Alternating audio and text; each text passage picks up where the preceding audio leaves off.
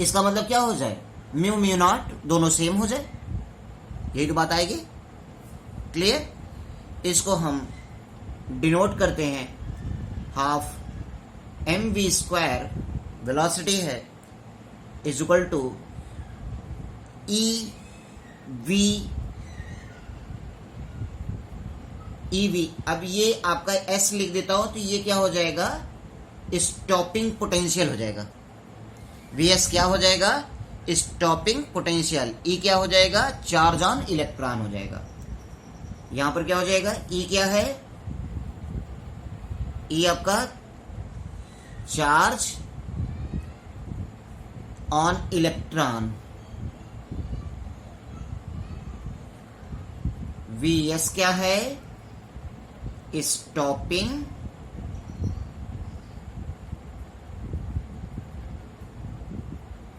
Potential है, wave velocity है। Clear? ये बात भी ध्यान दीजिएगा। स्टॉपिंग पोटेंशियल क्या है, the minimum potential applied by which velocity of ejected electrons becomes zero, यानी कि इजेक्टेड इलेक्ट्रॉन्स की वेलोसिटी जीरो हो जाए तो जितना पोटेंशियल रिक्वायर्ड होगा, मिनिमम पोटेंशियल, उसे ही आप बोलते हो स्टॉपिंग पोटेंशियल बोलते हो। क्या बोलते हो, स्टॉपिंग पोटेंशियल बोलते हो। ठीक है?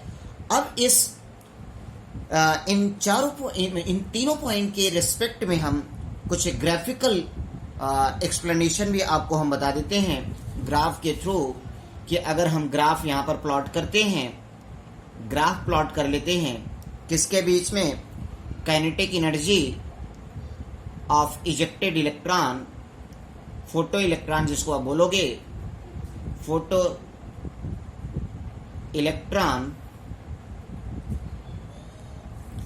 और यहां पर हम फ्रीक्वेंसी ऑफ लाइट की बात कर लेंगे, फ्रीक्वेंसी ऑफ लाइट की बात कर लेंगे, तो यहां पर हमें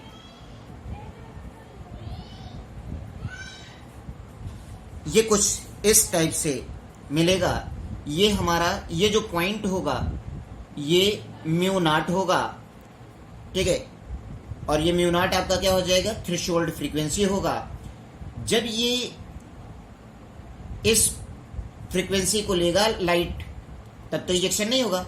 जब इसकी फ्रीक्वेंसी बढ़ जाएगी, इस म्यू नॉट से जो ही ज्यादा होगा, इस म्यू नॉट से ज्यादा होगा, तभी तो इजेक्शन करेगा। क्लियर? तो आप ये कहो कि फ्रीक्वेंसी ऑफ लाइट जैसे जैसे बढ़ेगी, इजेक्शन बढ़ेगा, और इजेक्टेड इलेक्ट्रॉन का काइनेटिक एनर्जी क्या होगा, वो बढ़ेगा। मैंने आपको बताया कि काइनेटिक एनर्जी जो होगी वो फ्रीक्वेंसी ऑफ लाइट पे डिपेंड करेगी। क्लियर? एक दूसरा हम लोग ग्राफ यहां पर प्लॉट कर लेते हैं, वही kinetic energy of photo electrons, but अब यहां पर इंटेंसिटी ऑफ लाइट की ले लेते हैं। क्या ले लेते हैं, इंटेंसिटी ऑफ लाइट, जैसा कि मैंने आपको एक्सप्लेन भी किया था। अब यहां पर फ्रीक्वेंसी को कांस्टेंट कर लेंगे, म्यू क्या हो जाए, कांस्टेंट हो जाए। क्लियर? तब यहां पर देखते हैं कि एक पैरेलल लाइन, यानी इंटेंसिटी ऑफ लाइट कुछ भी हो जाए, लेकिन काइनेटिक एनर्जी में कोई चेंजिंग नहीं होगी, काइनेटिक एनर्जी में कोई चेंजिंग नहीं होगी, ये ध्यान दीजिएगा। क्लियर? ये पॉइंट्स भी आप याद रखिएगा। इतनी बातें सबको समझ में आई? क्लियर? ठीक है, तो ये रहा कुछ इस तरीके से आप ये कहोगे इलेक्ट्रोमैग्नेटिक रेडिएशन में, इलेक्ट्रोमैग्नेटिक रेडिएशन के वेव नेचर और पार्टिकल्स नेचर, वेव नेचर और पार्टिकल्स नेचर। क्लियर? तो ब्लैक बॉडी रेडिएशन और फोटो इलेक्ट्रिक इफेक्ट, ये जो होती है वो पार्टिकल्स नेचर को एक्सप्लेन करते हैं।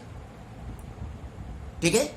इंटरफेरेंस और डिफ्रैक्शन जो होते हैं वो वेव नेचर को एक्सप्लेन करते हैं। क्लियर?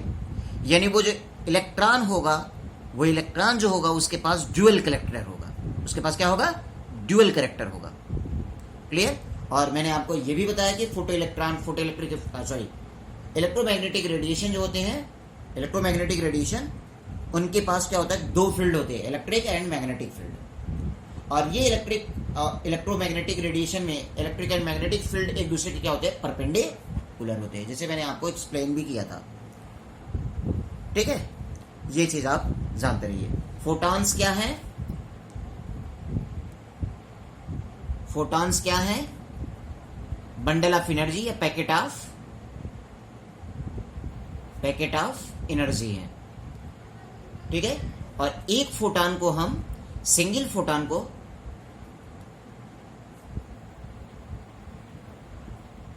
क्या कहेंगे? एच म्यू बोलते हैं या hc/लैम्डा बोलते हैं। और नंबर ऑफ फोटॉन्स को यानी n फोटॉन हो जाएगा।